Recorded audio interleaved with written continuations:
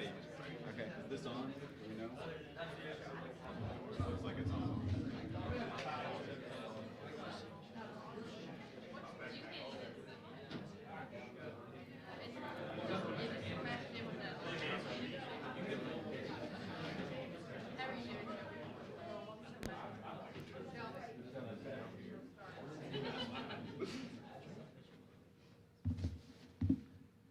Good afternoon. Today, I have the honor to introduce Dr. Justin Litke. Dr. Litke is an assistant professor of politics and a fellow of the Center for the Study of Statesmanship. He has taught at Western Kentucky University, Belmont Abbey College, and George Washington University. In 2018, he returned to his alma mater, Catholic University of America, to teach. Dr. Litke teaches a variety of courses in American political thought and the history of political theory, focusing in particular on the nature and development of political traditions. In 2013, he published his first book, Twilight of the Republic, Empire and Exceptionalism in the American Political Tradition within the University Press of Kentucky. He is also interested in and writing on the implications of the American political tradition for U.S. foreign policy and is currently at work on 2 book manuscripts. The first concerns the American tradition of republicanism and its intersections within foreign policy. The second centers on American statesman Henry Clay's work in Congress and develops a new reading of Federalist 10 alongside empirical analysis of congressional voting. Dr. Litke has been nominated for a number of teaching awards and enjoys sharing his enthusiasm for political theory with his students. He earned his Ph.D. with distinction from Georgetown University in 2010. Please join me in welcoming Dr. Litke.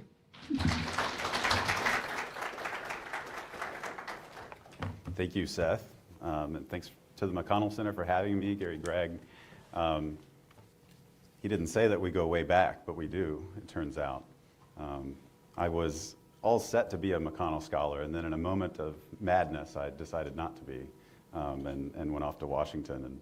And my life has been worse ever since, I'm sure. You know, I often think about what could have been, but thank you for having me today. I'm happy to be here. I'm happy to talk about something that I've been thinking about a lot, actually, which is this notion of compromise in politics, particularly in democratic politics and particularly in the U.S. Congress, and why you and maybe many people have the wrong idea about it. In order to get there, I want to talk about Tocqueville, who you may have heard of, and Publius, and Henry Clay. So it's a lot to cover. Let's see what we can do. In a famous passage in Democracy in America, Alexis de Tocqueville goes to great lengths in distinguishing the sort of figures who were then elected to the U.S. House of Representatives and the U.S. Senate. Allow me to quote from that passage at length. When you enter the House chamber in Washington, you feel struck by the vulgar aspect of the assembly. Often your eye searches in vain for a celebrated man within the assembly. Nearly all its members are obscure persons whose names bring no image to mind. They are, for the most part, village lawyers, tradesmen, or even men belonging to the lowest classes. In a country where instruction is nearly universal, it is said that the representatives of the people do not always know how to write correctly. 2 steps from there opens the Senate chamber, whose narrow enclosure contains a large portion of the famous men of America. You notice hardly a single man there who does not evoke the idea of recent celebrity. They are eloquent lawyers, distinguished generals, skilled magistrates, or known statesmen. All the words that issue from this august assembly would do honor to the greatest parliamentary debates of Europe. The famous 20th century chronicler of Tocqueville's travels, George Pearson, asserts that Tocqueville and Clay did meet, but it turns out there's nothing in the Clay papers or in Tocqueville's notes that I can find to support it directly. Nevertheless, I've often reflected that Tocqueville's words here about the Senate could scarcely apply any better to any then-sitting U.S. senator than Clay, who had already years before done much to save the Union from catastrophe and would in the coming months and years do so again. Let me take a step away from Clay for a moment to better set up my topic. You know that Tocqueville wrote his famous book after a lengthy trip through the United States in 1831 and 1832. During his travels, he took extensive notes, of course, and in a section of those notes on elections, Tocqueville makes a particular and interesting observation. When the right to vote is universal, he says, the deputies are paid by the state, the choices of the people can descend and stray to a singular degree. 2 years ago, that is in 1829, the inhabitants of the district in which Memphis is the capital sent to the House of Representatives and Congress an individual named David Crockett, who has no education, can scarcely read, has no property, no fixed abode, but spends all his life hunting, selling his game to make a living, and living constantly in the woods. His competitor, Tocqueville tells us, was a man of talent and moderate wealth who lost. Well, it surely rubs our democratic souls the wrong way for Tocqueville to insinuate that the wrong man won a particular race. Perhaps we understand where the Frenchman's coming from. We might forgive Tocqueville for not celebrating the famously coarse Davy Crockett, even if he was king of the wild frontier. Coming as Tocqueville does, then, from the center of high Western culture, and keenly interested though he was in what he calls the democratic social state, Tocqueville still seems to cling to some of the aristocratic prejudices that in other passages he decries as backwards or anachronistic. So, in Tocqueville's view, the contest between Clay and Crockett's no contest at all. In Clay, you have an esteemed man of the world, a peace commissioner at Ghent in 1814, Secretary of State in the 1920s, Speaker of the House more than once, leading senator. He was skilled in rhetoric and persuasion, widely knowledgeable and charismatic, and possessed an obvious and deep care for the Union. In Crockett, you have a plain-spoken man, uneducated and perhaps uneducable, who nevertheless had earned the esteem of his fellows to an extent sufficient for occupying relatively high office. It's probably not too much to say that the features that Tocqueville found repellent were found by his constituents to be endearing. All this said, a question remains. Why was Tocqueville so repelled? Why would Tocqueville, the prophet of democracy, shrink perhaps from the idea that the American order could be well served by figures like Crockett? And how committed are we today to democracy and what it entails?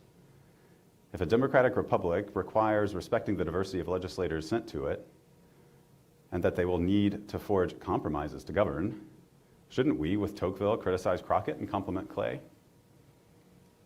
What I want to argue today is no. Tocqueville's wrong here. And arguing that will lead me into a somewhat counterintuitive argument about the nature of compromise in legislatures from one of the most prescient observers of American politics, the author that we call Publius. In the end, what I want to argue is that real compromise in legislatures is actually democratic rather than undemocratic. That's not the usual view of the subject, but it's where I want to go, and Clay and Publius are going to help me get there. Before I get to those, let's start with a story maybe a little closer to today, though it's tied to this history nonetheless. A little over 13 years ago, speaking of desks, a little over 13 years ago in February 2011, new Senator Rand Paul rose from his desk in the Senate to give his first speech. He did so from the desk once occupied by Clay, and he used this to frame his remarks. By the end of Clay's life in 1842, the four-time presidential candidate was best known for his ability to forge agreement between stridently opposed camps and in dire circumstances. The principal part of his legacy and biography, Clay, is formed by his singular role in those moments. And though most any account of these episodes will recognize his foibles and imperfections, history tends to heap praise on Clay for sustaining the Union through several terrible trials. Because of this, maybe when I say that Paul brings up Clay in his maiden speech, you think he's come to praise him. Strike a conciliatory tone. But to paraphrase the bard, he's come not to praise Clay, but to bury him. Drawing a contrast between the compromiser Henry Clay and Clay's well-known abolitionist cousin Cassius Clay, Rand Paul concluded his speech with a promise. Quote, "As long as I sit at Henry Clay's desk, I will remember his lifelong desire to forge agreement. But I will also keep close to my heart the principled stand of his cousin Cassius Clay, who refused to forsake the life of any human simply to find agreement." For Paul, Henry Clay is not to be roundly celebrated, because while agreement is important, principle is more important.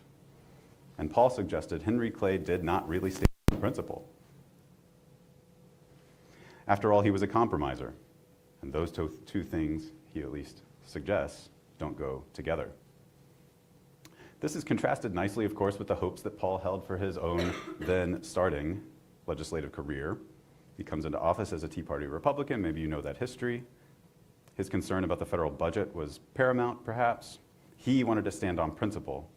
And though he made it clear in his maiden speech that he drew no equivalence between slavery in the 19th century and fiscal responsibility in the 21st, nevertheless, he was convinced that to avoid the coming, what he saw as a coming financial calamity, bold moves were needed, moves that would in turn require legislative courage and consistency, and not what he said was the kind of flexibility that he supposed had led to the current mess, compromise. For Paul, compromise is not a virtue but a vice, and accordingly a principled and even an intransigent stand was the only means to a good end. In this, Paul sounds more like Crockett than Clay, doesn't he? And that's intentional, at least for my purposes. Don't we think that's a problem? Isn't it a problem if our legislators sweep into office hoping to stand on principle? What would happen if all of them refused to budge? Right? No legislation, however needful, would ever pass, would it? We'll see. In America, of course, a diversity of ideas and priorities follows from the very nature of our representative legislature. It's a big country.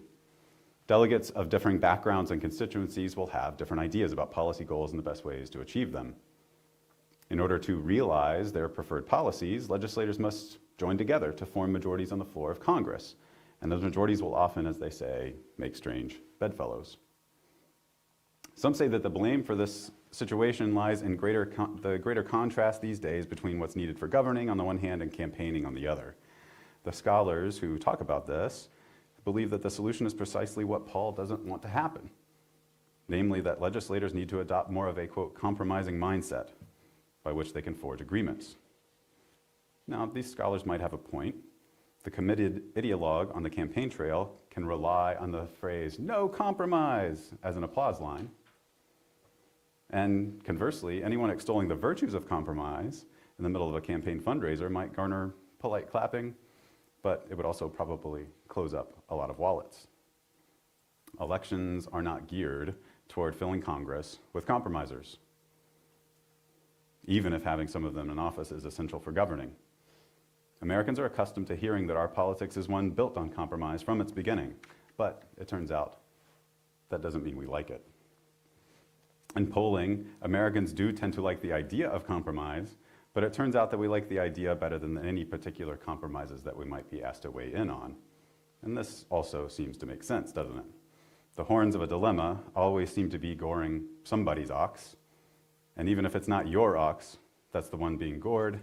Ambivalence should still be expected due to the, quote, inevitable tension between wanting to make political progress on the one hand and knowing that compromise might entail losing something valuable on the other. Ambivalence then towards compromise, loving it and hating it, seems to be Americans' default mode, and perhaps democracy's default mode, or humanity's, though opposition, again, does seem to fade in the face of any real crises. We do seem to be able to come together in particular pivotal moments. When pivotal moments like that happen, the pressure comes up to forge a solution to an acute political problem, and it makes compromise more palatable, of course. Again, this is to be expected. If compromise is primarily about taking your medicine, right, then some other element is needed to ease it down, whether that's the funding of pet projects, what used to be called pork barrel politics, or the prospect of averting some real calamity, fiscal or otherwise. Not every crisis in American history has been solved by compromises like this, but the reverse, it turns out, is true.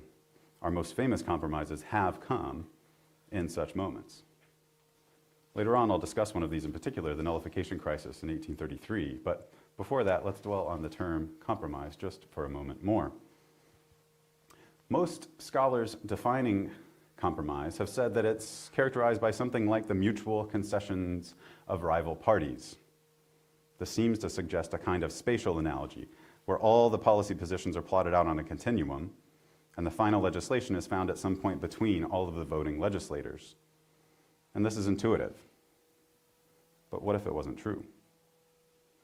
What if our intuitions about compromise are wrong? What if, in fact, there was an older model of legislative compromise that has been insufficiently explored up to now, one that both points toward successful legislating and decreases the likelihood that a legislator would have to, for example, sacrifice his own or his constituent interests in order to reach a deal.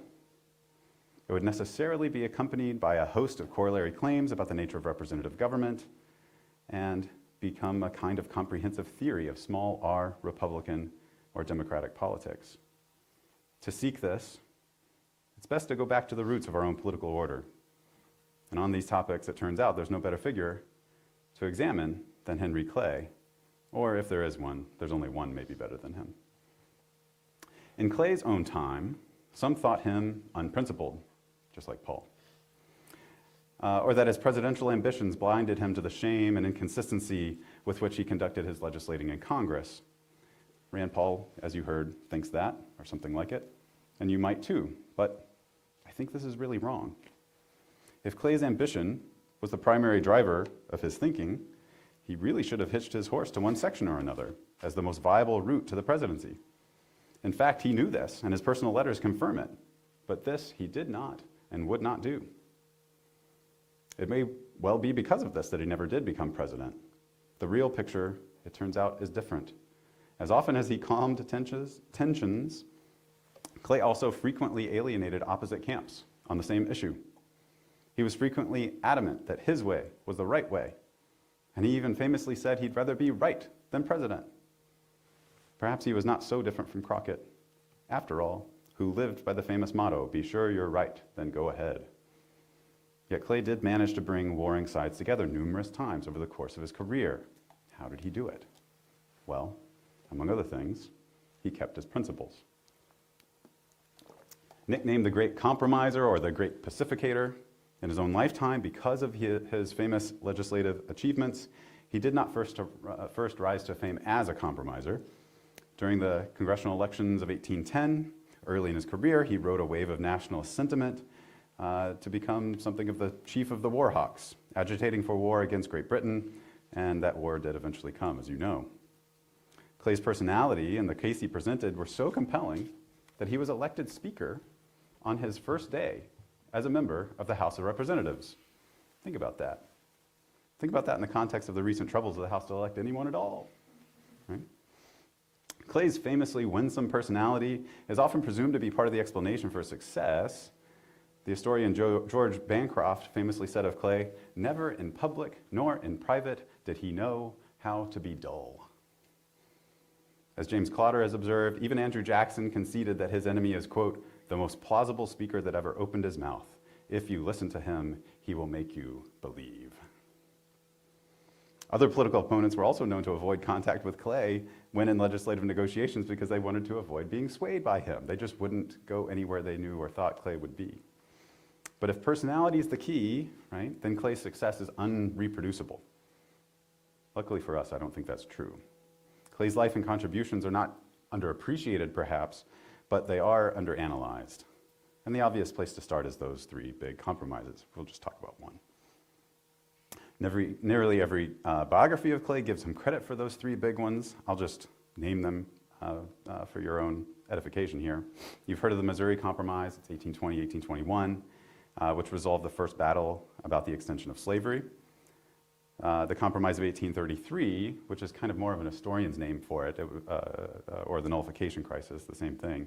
This is really about tariff politics. We'll talk about it in a second. And then the Compromise of 1850, which involved the relative power, again, of the slave and free states in the Senate, along with some other significant issues. Each episode involved a complicated mix of social, political, economic, and moral matters. Each one was resolved by action in the U.S. Congress, and each time Clay played a significant role. Other than Clay's admittedly varying roles in these episodes, what do they have in common? Well, among other things, each case occurred during a relatively low level of partisanship in Congress, usually because one of the major national political parties had just died. Also, each case was resolved by a complex of multiple different bills, rather than a single bill. Thus, the various policies usually passed independently of each other and one at a time. Now, you may know this, when we pass bills today, especially when they're considered a compromise, they are big honking things. Each small provision in it, and they end up having thousands of these, is something of a payoff for some small voting bloc or some particular legislator. Famously, with the Affordable Care Act years ago, there was the Cornhusker kickback, where Nebraska got a kind of sweet deal out of the thing in order to get some Nebraska senator on board. Bill managers add these things together until a majority is reached, and voila, a bill becomes a law. But in 1820, 1833, 1850, it was done differently. These most famous antebellum compromises are actually characterized by the roughly simultaneous passage of several bills voted through by fairly differently composed majorities. That turns out to be the kicker. In other words, there's not a single coupled together majority, but several simultaneous, internally diverse majorities. And it's not just that. These bills, when considered together, are often in direct tension with one another in terms of the policies in question. But they pass, nevertheless, and from the same legislature at the same time. Now, this makes a good deal of sense if you take their separation for granted, of course. If the majorities were going to be similar, why not put them in a single bill? Save the work. Go take life easy. Putting it that way, though, it helps draw to our attention that the decoupling of the legislative provisions is the thing that is so important. Without that decoupling, there's no compromise, no deal, no peace, it turns out. In these episodes, the coalitions, the different and varying majorities, line up along regional and local economic interests. Turns out that was key, and it turns out it was predicted by Publius.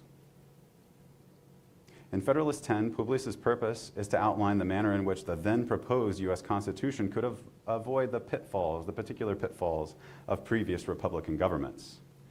For many ages past, Republicanism had been thought necessarily only to be practicable on a small scale, and a very small scale at that. Louisville is probably too big. The solution to the problem of faction in a republic, which is how he frames the problem, was for ages thought to lie in the small-scale, intimate, friendship-like relations among neighbors who knew each other well and who could be counted on to work together for the common good.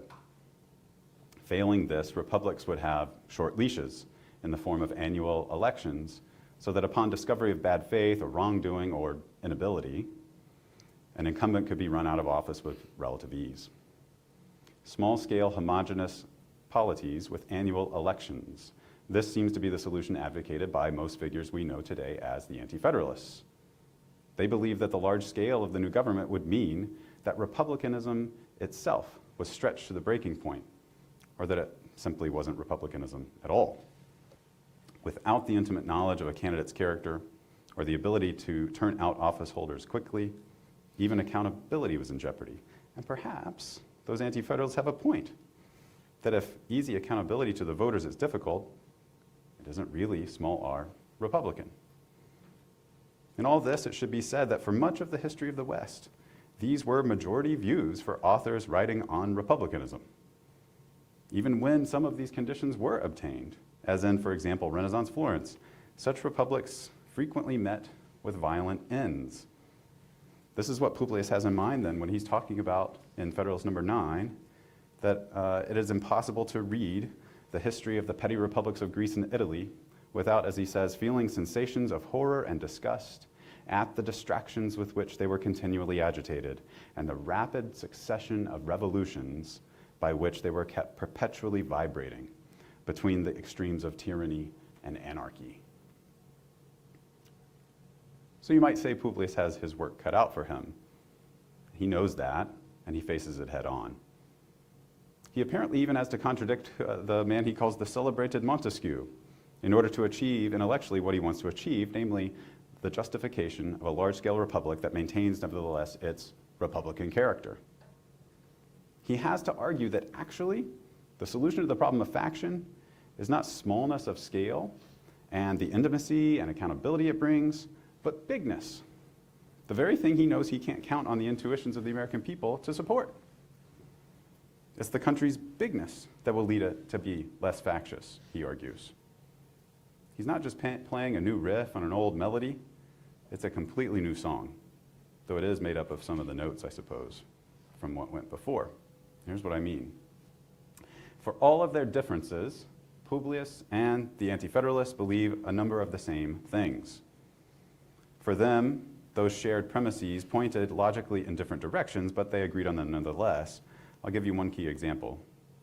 Publius and the anti-federalists like Brutus each believed in a basically linear relationship between geography and homogeneity, right? And heterogeneity too, it turns out, right? They both have to be linear.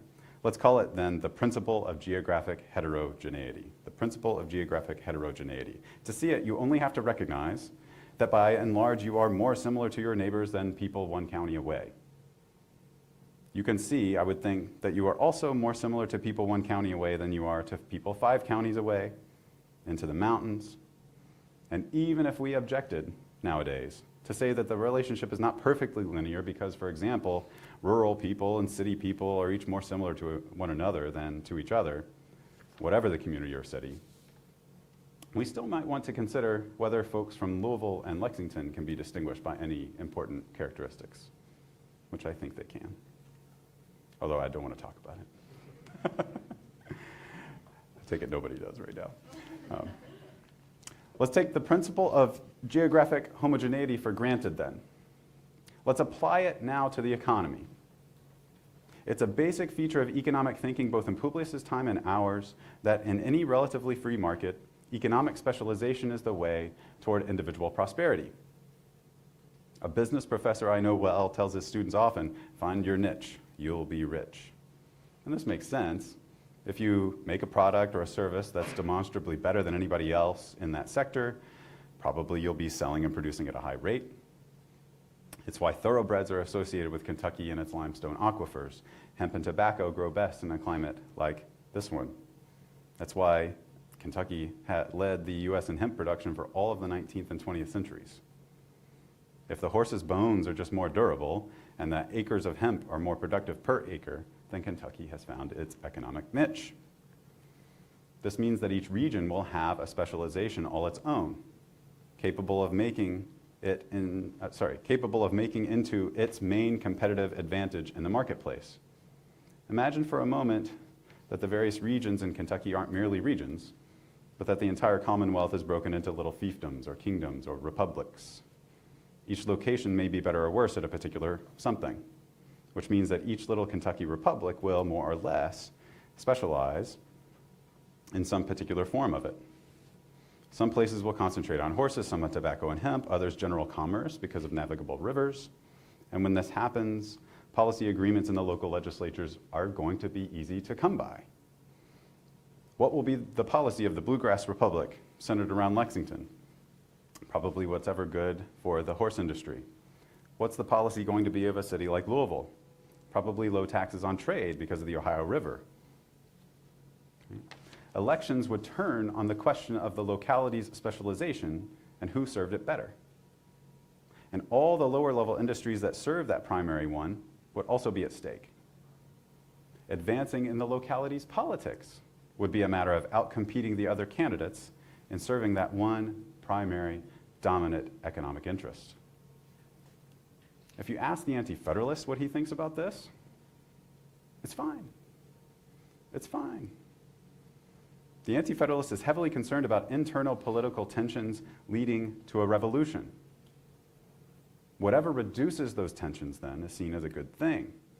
The more homogeneous the republic in terms of its economic interests then, the better, because it means easier agreements in the legislature, which is just a kind of inherently divisive form of politics, they thought. Democracy or republicanism themselves are, for the anti-federalist, divisive influences on a country's politics because that's what human beings are like. We find reasons to disagree even when they're not good reasons. Some of you have roommates like this. Right? But Publius, it turns out, thinks the same thing. So the anti-federalist, you, your roommate, and Publius. Here's what he says. You may have heard this quote before. So strong is this propensity of mankind to fall into mutual animosities that where no substantial occasion presents itself, the most frivolous and fanciful distinctions have been sufficient to kindle their unfriendly passions and excite their most violent conflicts. On the same page, he continues, but the most common and durable source of factions has been the various and unequal distribution of property. Those who hold and those who are without property have ever formed distinct interests in society. And he goes on to talk about creditors and debtors. And he concludes that passage by saying, "The regulation of these various and interfering interests forms the principal task of modern legislation and involves the spirit of party and faction in the necessary and ordinary operations of government." Given this, it seems like Publius and the Anti-Federalists are still united. But if you were thinking that, I think you'd be wrong. It's precisely on the implications of this view that Publius diverges.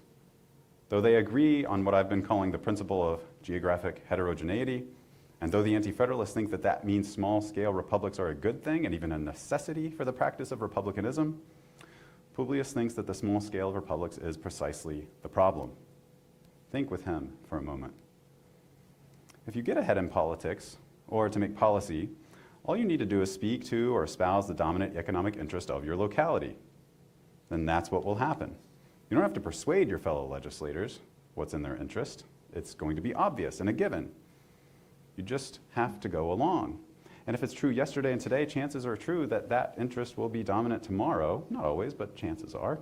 And if this easy majority settles in for any amount of time, then this means that whenever anybody is elected to the legislature who departs from these policies, there will at least be an electoral minority. If there are a few of them, let's just say 10, 20%, how much attention do you have to pay if you're in the 80 or 90% of the majority in the legislature? To pass legislation, do you have to take them into account? What are the discussions going to be like on the floor of the legislature? Will there be any? Will there be deliberation? Will there be serious examination? Will the agenda setters in the chamber engage in critical thinking at all? Debate at all? We can see that over time, the policymaking process might be one-sided and partial and potentially blind. And those aren't good. But what happens over time when an electoral minority who lost yesterday and today knows it's likely also to lose tomorrow and the day after? What happens to even a small portion of the polity when they don't think the political system as it exists has anything to say to them or for them? What happens when the political system itself seems to be the problem? Wouldn't it be natural for members of an electoral minority to begin to wonder if the only path toward the realization of their own goals lay outside the political system? Wouldn't it begin to seem that extra political means were the only suitable ones? If you don't get the drift of my euphemism, let me lay it out for you. In that environment, wouldn't it be understandable that an electoral minority would see the advantage of pulling the whole system down rather than comply with the system and to keep it going? Wouldn't they see the logic in even doing it violently? This is what he means, I think, when he says in number 9, that line I quoted above, when he talks about the rapid succession of revolutions, which was the near constant fate of the republics of history. If republicanism is that, then he understands, and excuses even, why somebody might think it's hopelessly flawed. Lucky for us, Publius doesn't leave it at that, and neither does Henry Clay. More on that in a moment. Publius doesn't leave it at that because he argues, as you know, for a larger scale republic that would feature a legislature representing both places like Louisville and Lexington and all of Kentucky, and not only that, but also Tennessee, Florida, God forbid, places like the Carolinas, Connecticut, Houston, and Oakland, Michigan. In the end, the legislature would encompass such a diversity of regions that it would necessarily contain within it representatives originating from a great diversity of economic interests. These representatives would have to pay attention to and serve those locally dominant economic interests, because if they didn't, their constituents would likely throw them out at the next election. They would pay attention to these locally dominant interests and seek to serve them as a matter of their own political survival. But because each locality would have its own distinct interests from the others, the same dynamic for the legislature of a small republic wouldn't hold in the legislature of a large republic. When an easy majority is a majority at the beginning of a legislative negotiation, there is no real thought or deliberation that goes into the policy making. Policy is just made. But if the internal diversity of the constituencies in a large republic is even moderate, then on any particular policy question, there's likely to be a portion of the legislature in favor of any new policy. And in favor of it because interested in it, and interested in it because of the principle of geographic heterogeneity. So with a country of sufficient size, the economic diversity in the legislature will be big enough that on any question, there are legislators both in favor of policy X and opposed to policy X, no matter what policy X is. That's one thing, but the next thing is even more important. On any particular question, there will be a portion of the legislature that is neither interested for nor interested against the particular policy proposed. And this means that their constituency interests, on which their political survival depends, don't dictate their views or votes. They are disinterested for the purposes of the policy in front of them. And this gives to them both enormous power and an advantage in deliberating. Gives them enormous power, of course, because with sufficient diversity in the legislators, a majority can only form by persuading this third disinterested group to go along with the policy change. Policy change will require enlisting their help, and this help won't be easily or immediately or at least directly swayed by electoral or constituent interests. Instead, they'll need to be persuaded. This means that those groups in the legislature who are interested in the outcome of the vote will need to persuade them not in terms of somebody else's constituent interests, but in terms of the good of the whole. The deciding votes on the policies in question will come from this group of disinterested legislators who, having listened to the arguments for and against the policy or bill, will cast a vote not only based on the only criterion available to them, the good of the whole. They have no reason directly to vote for it otherwise. This is why in number 51, Publius says, "In the extended Republic of the United States, and among the great variety of interest parties and sects which it embraces, a coalition of a majority of the whole society could seldom take place on any other principles than those of justice and the general good." He doesn't say it that way because he's under the illusion that all American legislators are geniuses or saints. He just thinks that the balance struck, the institutional shape, and the sociological realities underlying those structures all point to this likelihood. He argues this way in the middle of a passage that's otherwise about why majority rule is not reducible to the state of nature. Majority rule just isn't the same as the rule of the strongest, he says, because in a truly sound majority rule politics, both the minority and the majority understand that an electoral minority can't really insist on getting its way. They both understand that an electoral majority ought not to coerce the electoral minority just because it can. For Publius, both the electoral minority and majority understand that they're in this political relationship and partnership together, and that coming together in the first place was to the advantage of both, and that the future health of the polity depends on treating each other with that in mind. This brings me to a new and shorter section of the remarks, and this time we're finally at the moment talking about the nullification crisis. I'll be brief. The first thing to know about that episode in American history is the context and the otherwise pretty tame politics of what the era called the era of good feelings, which was really coming to a close by then. The most contentious matter, but this is for years, right? The most contentious matter in Congress was probably the tariff, the tax on trade that largely funded the federal government. Many in Congress thought that the tariff ought to be crafted in such a way as to create for the United States a more self-sufficient economy. Henry Clay was one of those. Right? Rather than relying on goods from Great Britain and other places for any really needful items. And those policy discussions were contentious, you can imagine, for reasons we've already seen. Different portions of the United States were interested in different levels on different items of taxation. Manufacturers in New England, and particularly the Mid-Atlantic, were interested in higher tariffs on the importation of foreign manufacturers. Right? Wool was frequently debated in this regard. Meanwhile, southern states generally wished for a much lower tariff because, as farmers, they were interested in the cheapest possible way to make farm tools from raw iron, or it should be said, cheap clothes for their slaves from rough cloth.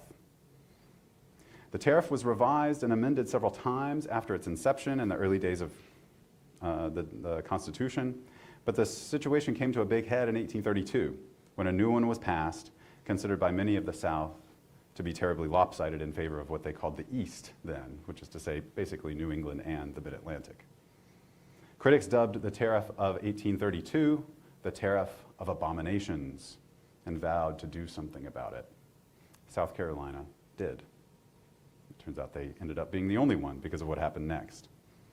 The legislature of South Carolina called for a convention of the people, and once held, the convention passed what came to be called an ordinance of nullification.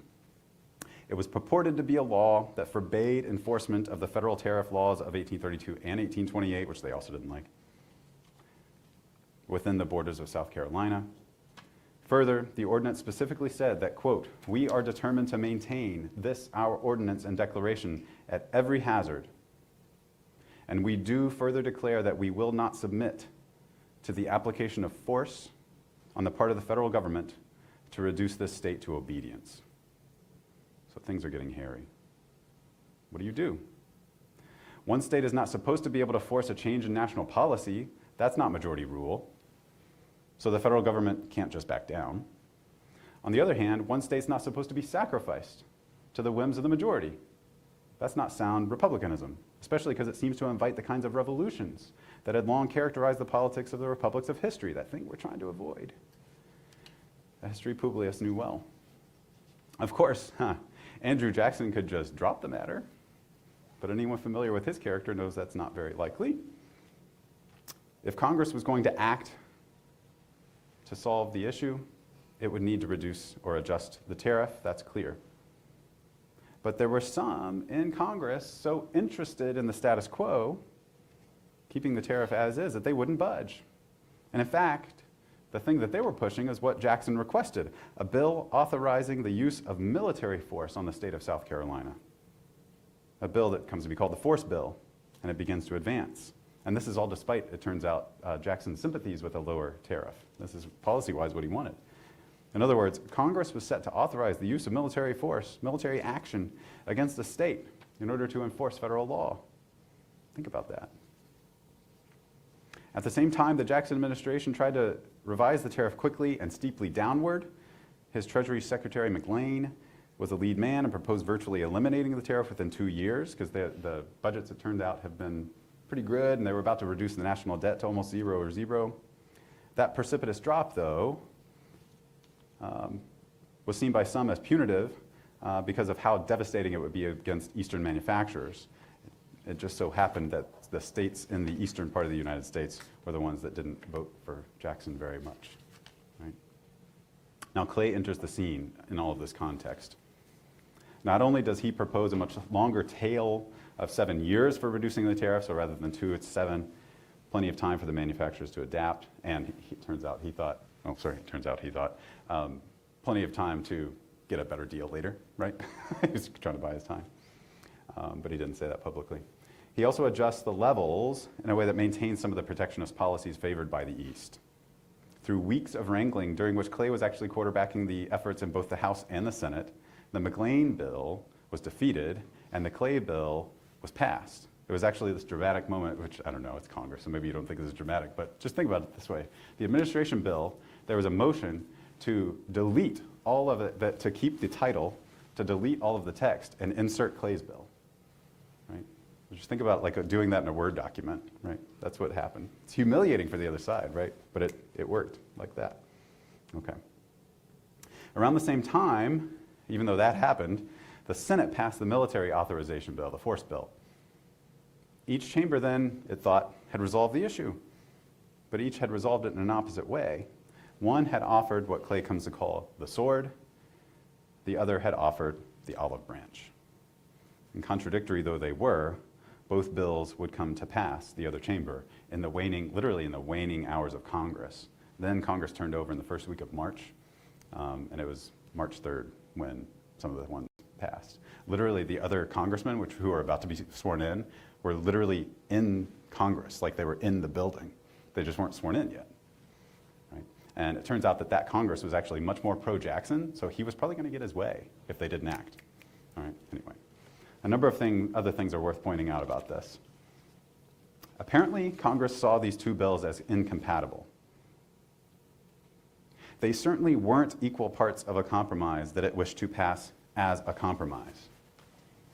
Of the 190 members of the House that voted on both pieces of it, only 76 voted the same way. 71 voted in favor of both bills, so those were, I guess, the true compromisers, and 5 voted against both. Of the 32 US senators who voted on the two bills, a much higher proportion, 19, voted the same way on both. There are only 48 senators at this point. Though it's skewed considerably by a lack of no votes. There was a dramatic moment, it was like after 10 p.m. in the Senate, which they didn't often do, and a bunch of the would-be no votes thought this is going to be skewed, and they just walked out. So there's only one vote against the force bill in the Senate, but that's because a bunch of people left, okay, including Calhoun. How could they both pass? These competing strategies for resolving the same issue. And what does that mean for how we ought to think about compromise? On Publius's model of interest-driven voting in Congress, Southern congressmen should vote for the compromise tariff, which was a much better deal than the status quo. And those from New England and Mid-Atlantic should vote against it. Congressmen from New England and the Mid-Atlantic voted more than 2-1 against the tariff. And the South and the West voted overwhelmingly for it. The South doing so nearly unanimously. Only one Southern congressman voted against it. This all means that the region from which a congressman hails is a good predictor of these votes for these bills. And if Publius is right about how Congress works, this is exactly what we would expect. There are similar relationships and tendencies in the votes in the force bill. It's actually even more dramatic.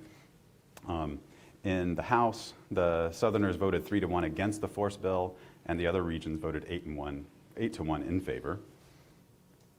There weren't really formalized political parties at the time, but one of the things to note, and that some historians note, is that there was a kind of pro-Jackson portion and an anti-Jackson portion in the Congress.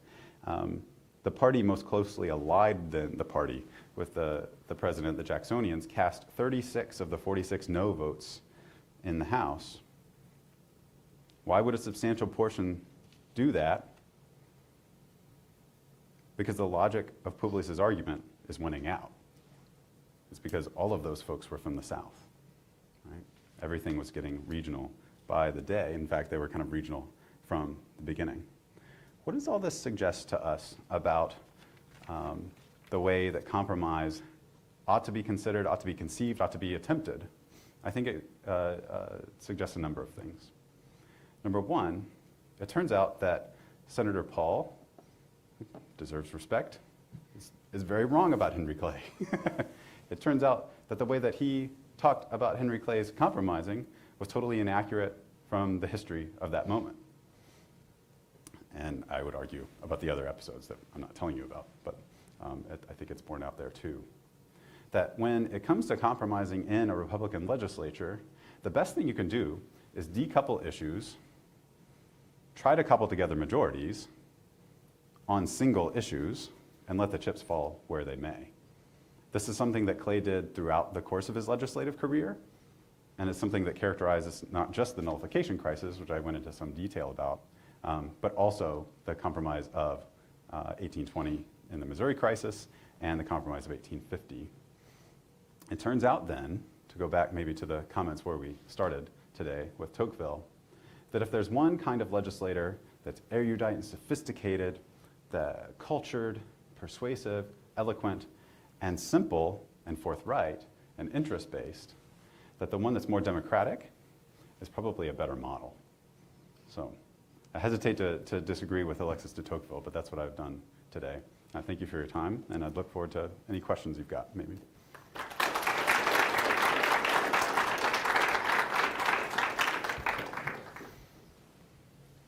So we are going to start the Q&A part of this now. If you have any questions, please raise your hand. My question is more about like the regional voting. So even up until like the 90s, a lot of the South would vote together. Like I know Georgia, they had a lot of like basically half and half, Democrat, Republican in like 90s, but they would still vote together on most issues. Mm-hmm. Do you think that Congress will ever return to like voting more regionally, or do you think it's going to be on party lines from now on? I think, well, it's one thing to predict what will happen. It's a different thing to suggest what would be best if it did happen. and I'm a political theorist, so I like to do the latter rather than the former. No, but I could probably do some of both. I think what I would like to maybe highlight is that the things that are needed for healthy democracies are congressmen, among other things, who say what they think and act on it. And I think if there's a grain of truth in the distinction that you heard me introduce from Rand Paul's maiden speech, it's that we get the sense a lot of times that when legislators are talking about what they're doing or themselves or when they're acting in their jobs and voting, they're not always doing it for the reasons they say they're doing it. It seems to me we could deal with some, or we could do with some more of the Crockett's in the legislature in that regard. And actually, if we follow the logic of Publius's argument, it's not that we need more Crockett's from the red team or more Crockett's from the blue team, and I'm just talking we want. It actually would work better no matter how many blue team and red team people we had if they were all Crockett's. Does that make sense? If everybody just kind of is following the constituency interests of their district, then the balance of the constitutional machinery actually would work out okay. That doesn't mean we're always going to agree. In fact, we're most of the time not. But the thing that you do in a republic, and this is maybe in some reflections that I just cut off at the end, this is one of the things I think it leads in this direction. One thing is a kind of revised set of expectations for what we should expect and hope for from legislators. But also it points to a kind of virtue in legislators that is pretty uncommon. And I'm going to break my own rule and go back to the Greeks in this regard and say that something like magnanimity in a kind of colloquial sense, not really in the Greek sense, but in a kind of colloquial sense, being willing to let somebody else win when you know they've won, being a good loser, is actually a kind of democratic virtue. And we need that in Congress. That seems to be one of the things that they took for granted in these compromise moments.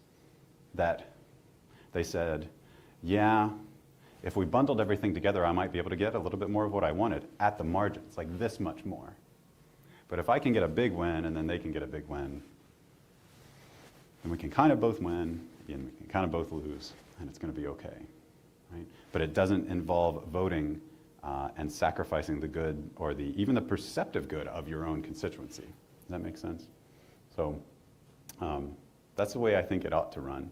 The way it will run, I don't know. The forces governing the distinction that some political scientists that I mentioned point out between governing and campaigning are real. And the whole fundraising apparatus that's required for running for public office nowadays, that's real. And I don't see it changing anytime soon because of case law and other things. But I think the one thing that helps operate a republic independent of case law and independent of various policy structures is voters. And so to the extent that we demand that people act a certain way in order to get our votes, that does have the possibility of changing things. I'm always an optimist. Yeah. Yeah.